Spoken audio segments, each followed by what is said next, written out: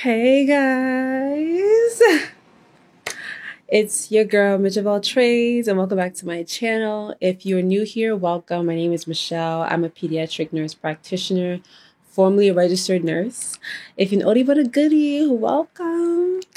Good to have you back. Thank you for continuously supporting me. Thank you for clicking this video to watch. Thank you for always being true to this, not new to this, ride or die. And if you're not ride or die, just thank you for riding. And if you're not riding, just thank you for being here, being present at the moment. All right. I guess today's a little bit fun. For me, I did a little switch up on the background with the lighting. Honestly, this is just fun. Like, I'm just trying to play around with it. If you guys like it, let me know. If you don't like it, let me know. Regardless, I'm gonna still play around with it. And there's more to come as far as like just design and all that stuff. But that's neither here nor there. That's does not change the content of my video, so don't worry. Okay, so today I'll be answering some questions that have been posed to me within the past week, all the way to the past months and years. Some comments that have been in my comment section. There's some comments that have been there and I haven't been able to respond to them. And I did a little, like, not really poll, but I put on my Instagram story just for people to send me questions, and some people did. So we'll get to it. So the first question, which is a frequently asked question, is how do I balance work and studying?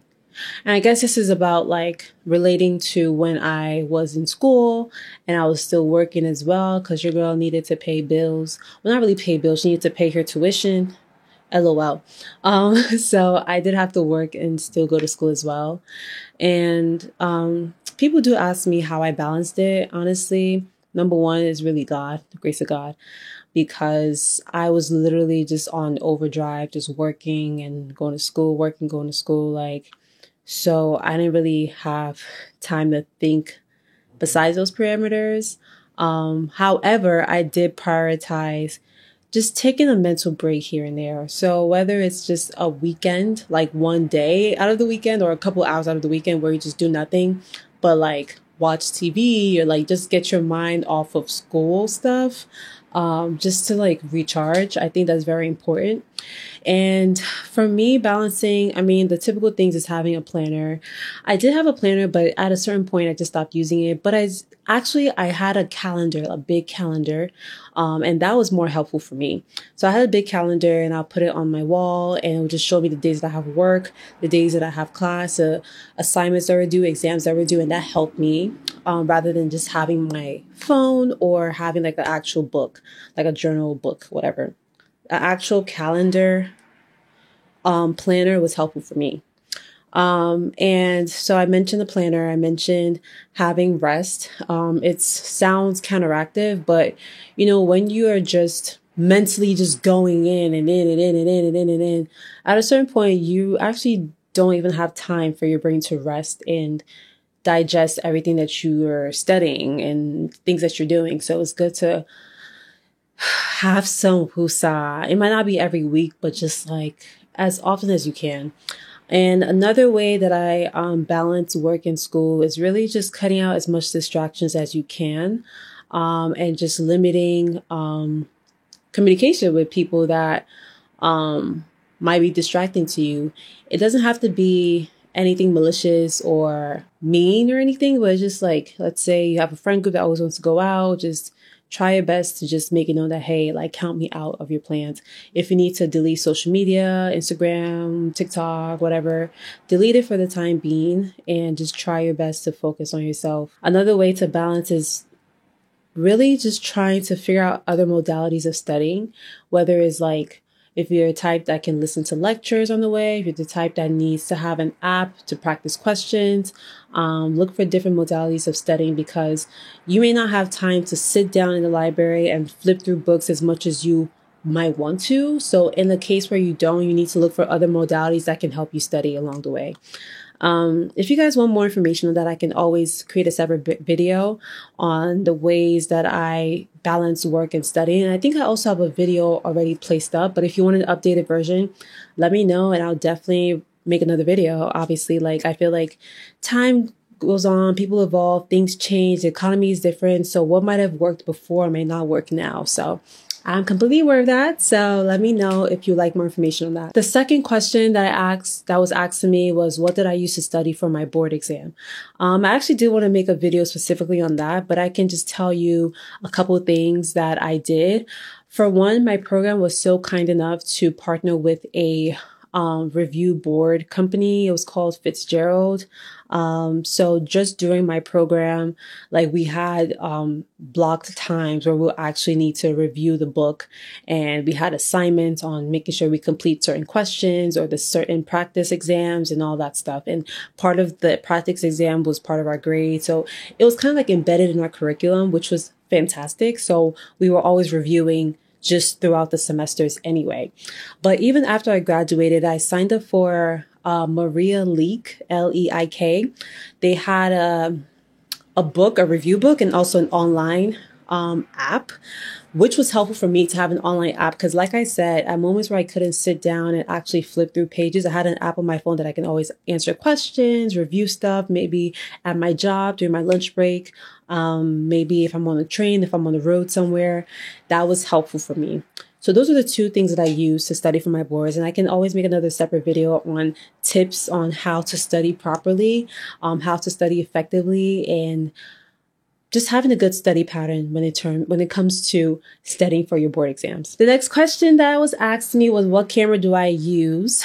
I don't think I've ever given this information out, but since you're asking, currently I'm using the Canon R5, and that's a new camera that I got, and I also got a new lens. I believe it's a Canon lens, the 85mm 1.8 aperture. I do have other lenses that I use. I think the one that I've always been using that's been my standard is the 24 to 70mm f4. I think it was 4. And also that was Canon as well. I do have a Sigma lens, which I really want to go back into using.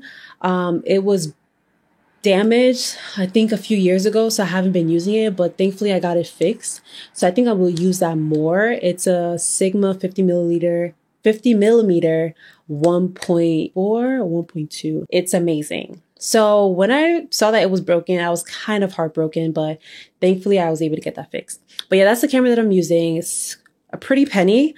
I not only use it for YouTube, but I also use it for other side ventures like videography and photography. So it's very helpful for those. Someone asked me, how did I land an ICU job as a nurse?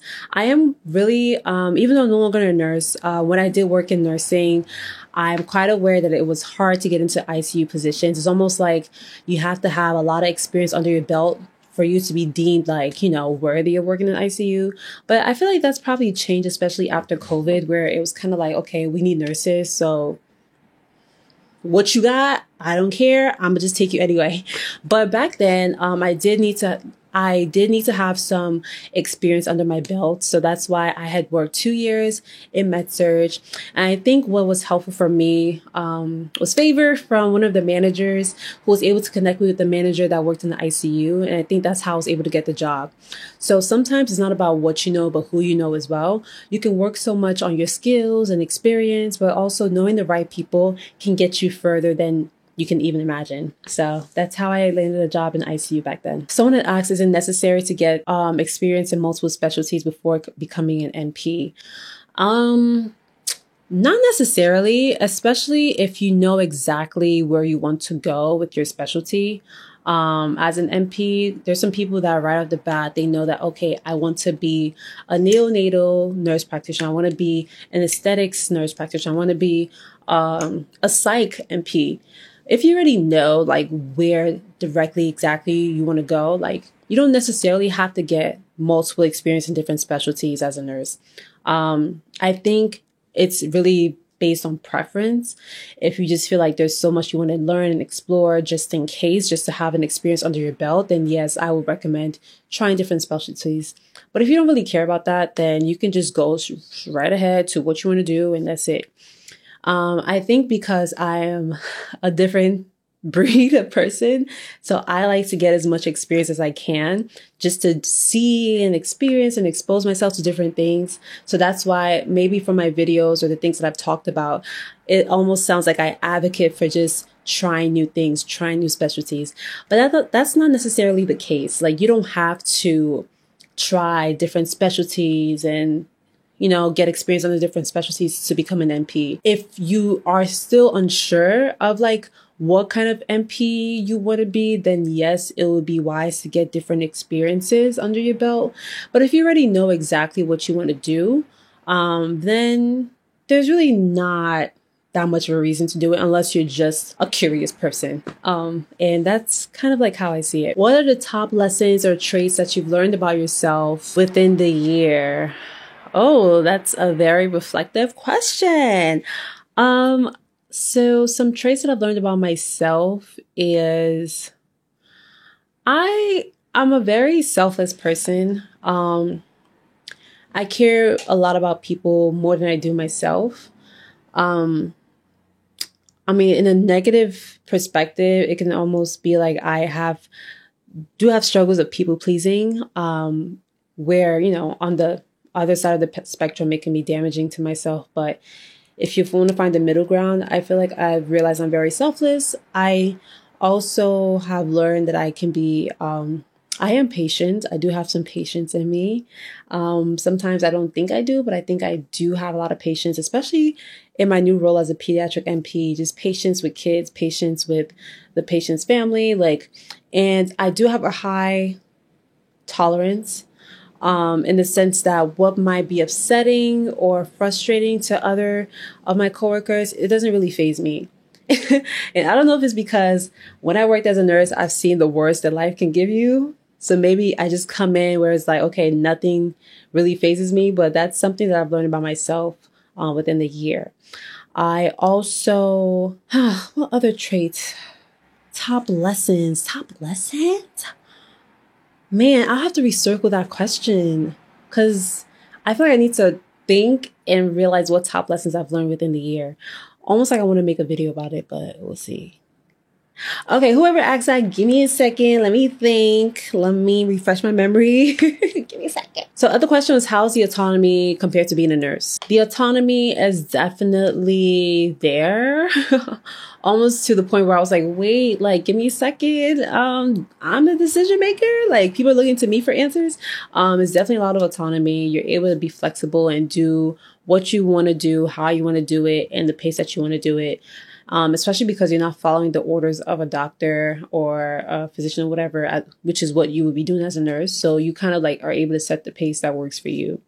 I'm pretty laid back and easygoing, so I'm not really one to be so micromanaging or hyper focused on certain things. Like, I'm able to just be chill throughout the day. So I think like autonomy has worked well for me because I'm able to get the work done at the pace that works for me, and I'm still just as efficient in executing the task. So it's definitely different. There's more autonomy.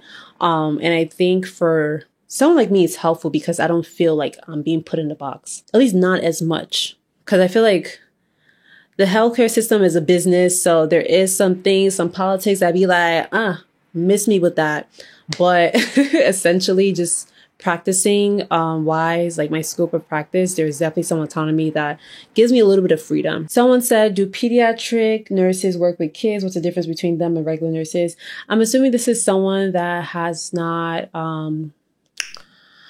that has no background in healthcare. But yes, pediatric nurses do work with kids. That's what pediatric stands for, children. Yeah, so that's what it is. Someone had asked, can I bring my kids to you? Of course, they will have a blast. Thank you for asking. Your kids are welcome to come to me. This is if I open my own practice in the future, which is something that unfortunately I don't see myself doing. But if I do, then yeah, bring your kids. We will have a blast. They are going to love me. Someone asked me, are your kids acutely ill where you work? Yes. So I work in a pediatric rehab facility with specialized children from far and wide. Acutely, I wouldn't say, because normally they come from our patients. They come from actually having a hospitalization stay in the ICU or the pediatric floor. So acutely, not really. I would say subacute is really where my scope is. And then another person asked me if I will consider going for my PNP certificate. For some of you guys that don't know, I actually have the title as a family nurse practitioner, but I work in pediatrics. So I guess this person is asking me if I will get like a postmaster's or postgraduate like pediatrics certification. And the answer is no. I am like really done with school. Like, I feel like I'm not in any way, shape, or form desiring to go back to school anytime soon. Like, no, I am good with what I have, and what I have will get me what I need. Just as it has gotten me this far, I don't need to have another degree or certificate under my belt. Unless like maybe down the line, like, you know, things change and my perspective change and I have more free time to myself. But honestly, I don't see myself going back to school again. I just feel like there's so much more in life that I can accomplish without having to go back to the education system. So if I can do that, if I can just prevent myself from going back, I will. So unfortunately, I don't see myself doing that anytime soon.